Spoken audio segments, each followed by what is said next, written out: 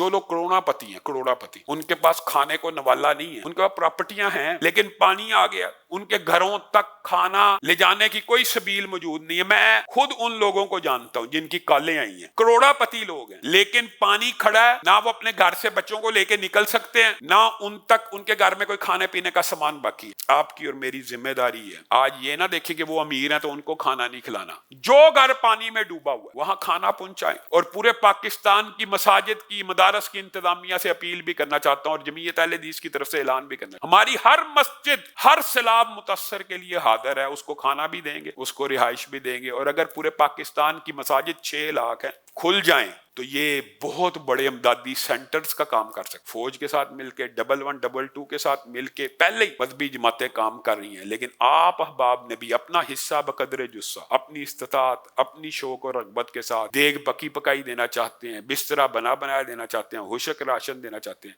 वो यहाँ पहुंचाएं। यहाँ से काफिले अल्लाह के फजल रहमत से अपनी तहकीक और तफ्तीश के मुताबिक जहाँ मुस्तहिक, जहाँ जरूरत है वहां पे ये काफिले जाएंगे। अल्लामा हिशाम इलाही ज़हीर के बयानात हासिल करने के लिए अल्लामा हिशाम इलाही ज़हीर ऑफिशियल चैनल को सब्सक्राइब कर लें।